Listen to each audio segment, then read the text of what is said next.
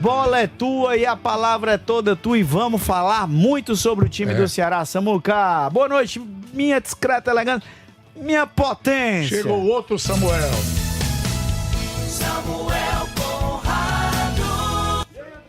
Beleza? Muito boa noite a você, boa noite a todo mundo ligado aqui na TV Diário e também na Rádio Verdinha para acompanhar as emoções aqui do Jogada Segundo Tempo, com muita informação e também detalhes sobre o Alvinegro de Brangabuçu, que tem no seu trio de ataque 3 jogadores que vêm despontando ali. Em um momento, um é mais protagonista, outro consegue ser secundário ali no time do Ceará e em outros dados momentos o time do Ceará vem revezando ali essa importância com o Pedro Raul, o Pedro Henrique e também com o Galeano. Quando a gente faz o recorte de toda a temporada, os 3 juntos somam 31 gols marcados. O destaque principal segue e continua sendo o Pedro Raul. São 13 gols feitos na temporada, 7 no recorte da Série A do Campeonato Brasileiro.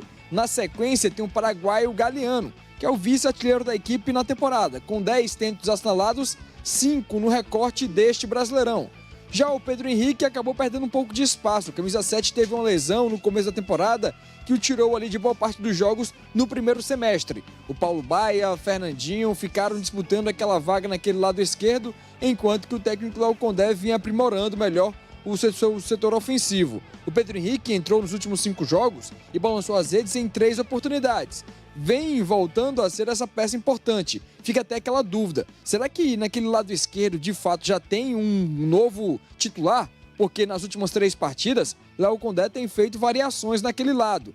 Contra o Vasco da Gama, Paulo Baia foi titular. Diante do São Paulo, o titular naquele jogo foi o Pedro Henrique. Já contra o Vitória, a equipe alvinegra teve outras oportunidades por ali com o Paulo Baia. Enquanto que no último jogo, diante do Santos, o atacante, na verdade, foi o Fernandinho. Então, naquele lado ainda existe um ponto de interrogação e o que o técnico Léo Condé vai ter 10 dias de preparação até o próximo duelo. O Vovô tem treino de representação marcado para amanhã, mas tem esse trio ofensivo sendo destaque ao longo de toda a temporada, André. Boa, Samuca, e o mais interessante, Brenão, é ver que, por exemplo, o Pedro Raul tá nesse jejum de gols, tá nesse momento de barra. Bia! Bia resolveu voar por aqui hoje. Tá com saudade. Tava o quê, homem? Sim. Ela não consegue ficar longe aqui da gente. O mais interessante, Brenão, é porque o Pedro Raul, que é o artilheiro, ele concentrava muitos gols quando ele chegou no time do Ceará. Ele tá vivendo um momento de baixa. O mais interessante não é isso não, tá, torcedor? Claro que a gente quer que isso passe.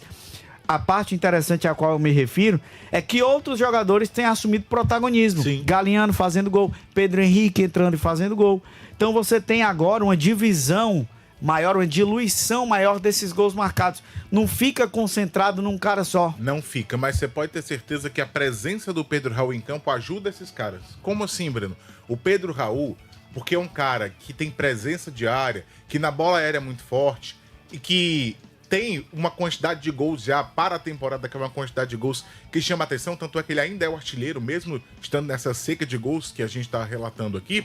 O Pedro Raul é um cara que atrai a marcação da zaga.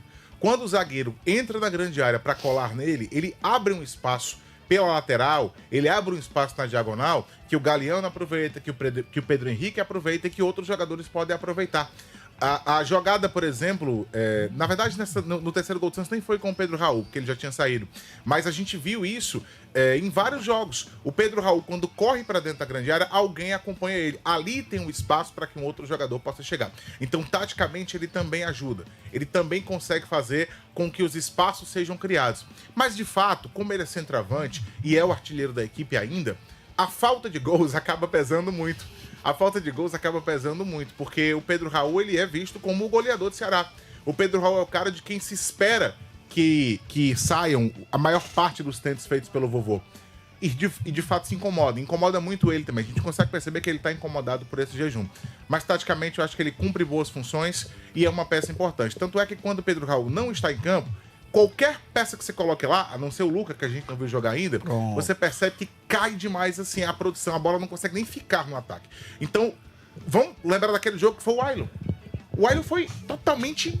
Foi muito diferente. Sabe, inerte dentro da partida. Então, quando você não tem o Pedro Raul, você entende o quanto ele é importante mesmo sem fazer gols. Mas é claro, para ser camisa 9, para ser o centroavante, tem que voltar a marcar, porque é a função principal, é a função número 1 dessa posição. Mas aí você mencionou o nome que é o que eu ia lhe perguntar. E o Luca? Aí é que tá. Eu acho que a gente já poderia ter visto o Lucas jogar. O Lucas já poderia ter ganhado alguns minutos no Ceará e não ganhou. O Léo Condé optou por não colocá-lo até o momento. Ele entende, né, como ele já falou em outras coletivas, que assim como o Guilherme é um rapaz jovem que precisa ir ganhando seu espaço dentro do clube, mas minutagem que é bom ainda nada. E foi o cara que veio para ser o reserva imediato, porque não tinha outro jogador para a posição. O Ailon faz o centroavante, pode fazer, o Pedro Henrique também pode, mas de centroavante de origem mesmo, você tinha o Pedro Raul e o Lelê que foi embora, então precisava de mais um. Lelê, chegou Boa lembrança. Chegou o Lucas, eu só quero dizer que com a saída dele, faltava centroavante no clube. O Guilherme também faz, mas o Léo Condé não colocava. O Lucas chegou e a gente esperava que ele fosse o reserva imediato. Mas até que o Léo Condé optou por não colocá-lo. Eu tenho até curiosidade, por isso que eu falei.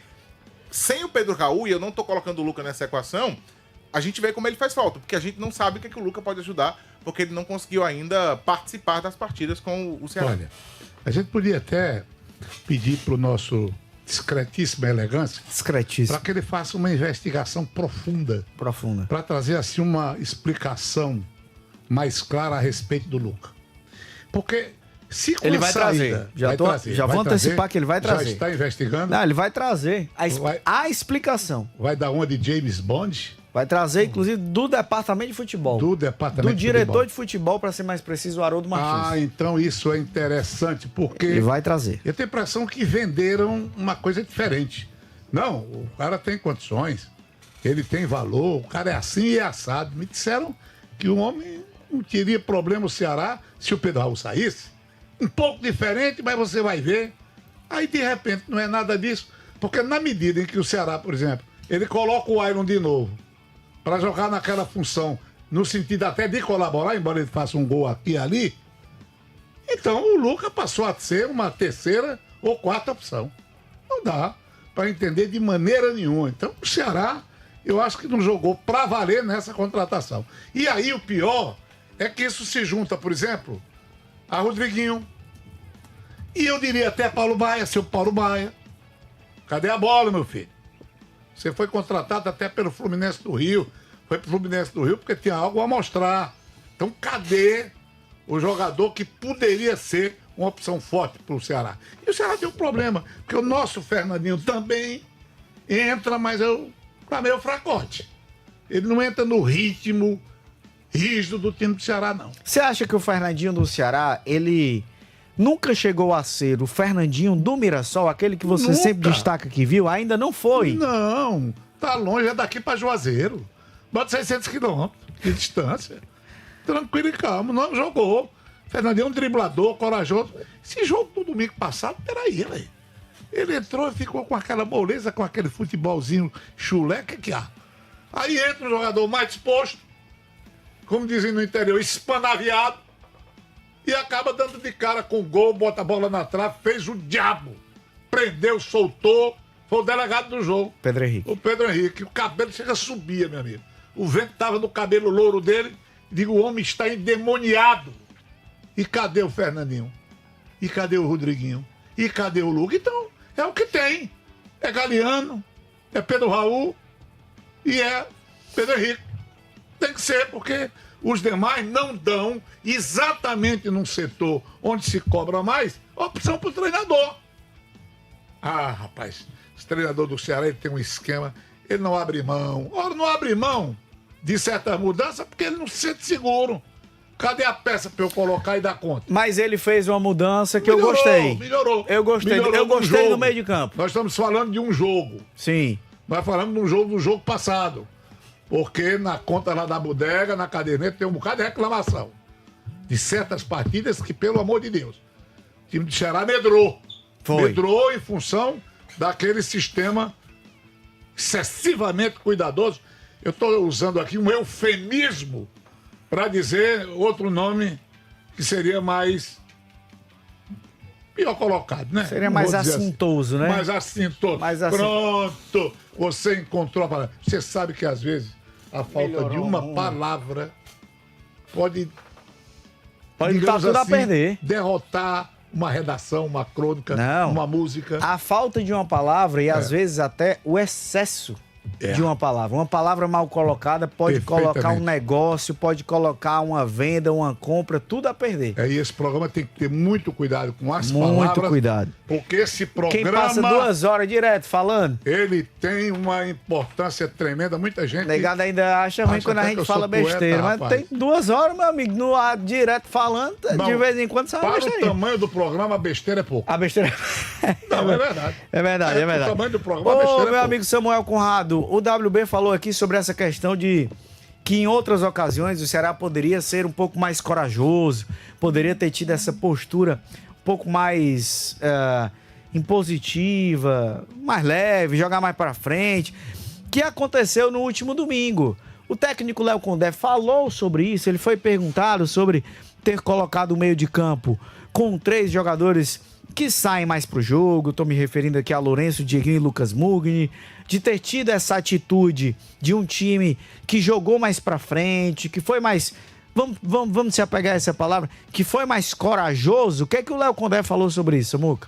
O técnico Léo Condé, ele disse que vem fazendo variações já há algum tempo, e aí quando ele faz essa mudança de colocar 3 volantes, foi na dada ocasião em que o time começa a oscilar no Campeonato Brasileiro. Isso acaba culminando com o Vovô vencendo o Cruzeiro fora de casa, quando ele adapta ali o seu meio de campo, dando mais segurança defensiva ao seu time. Isso acabou atrapalhando um pouco também os números do Pedro Raul. Pode pegar os dados aí que a gente tem, que o Pedro Raul não marca 9 jogos. Na partida contra o Santos, até falamos na transmissão, você, junto com o J. Rômulo, notaram isso, que com a entrada do Lucas Mugni, o Pedro Raul parecia com mais sintonia no ataque do Ceará, recebendo mais os postos de bola, as trocas de passes ali no setor ofensivo. Então, o Léo Condé, nessa mudança que ele fez no jogo pensando contra o Santos, foi tendo em vista um adversário que tem um déficit defensivo, no caso o Santos, e que ofensivamente não vem sendo um bom ataque ao longo da competição. Então, a cada jogo o técnico Léo Condé fala, vai depender do adversário, vai depender da forma como nós vamos entrar em campo. E aí deu certo contra o Santos. Na partida contra o Sport, uma estratégia parecida também deve ser adotada diante do time pernambucano. Boa, Samuca, era isso que eu ia perguntar, Brenão. Contra o Sport, mantém esse meio de campo? Mantém? Acho que o Ceará pode repetir a escalação, se quiser. Sem dúvida nenhuma. Ele tem todo mundo à disposição e a gente acredita que vai ter até lá também, né? Acredita que não vai se lesionar ninguém até essa partida, e eu acho que o Ceará funcionou muito bem, de maneira mais ofensiva, vai pegar um Sport que é uma das piores defesas da competição, que é o pior ataque da competição. Você tem que, diante dessa equipe, mesmo o jogo sendo uma partida fora de casa, acho que o Ceará tem que tentar fazer o que faltou fazer, por exemplo, na partida em que ele perde pro Vitória. Tem que ser mais corajoso, tem que se lançar o ataque. O Ceará já conseguiu resultados jogando fora de casa, contra times mais pesados, contra times mais fortes, contra times que têm colocações muito melhores que o Sport. Então, mesmo sendo fora de casa, o Sport, que é uma equipe que tem hoje quase 90% já de rebaixamento aí, que a gente já considera como uma equipe com um pé e meio ali na segunda divisão, só uma questão matemática, mas o Ceará não pode deixar escapar pontos ou pelo menos voltar de lá de mãos abanando, não. Sinceramente falando, acho que tem toda a condição de repetir a escalação, ter um jogo um pouco mais propositivo e, quem sabe, voltar com mais 3 pontos. E aí, torcedor, qual é a sua opinião?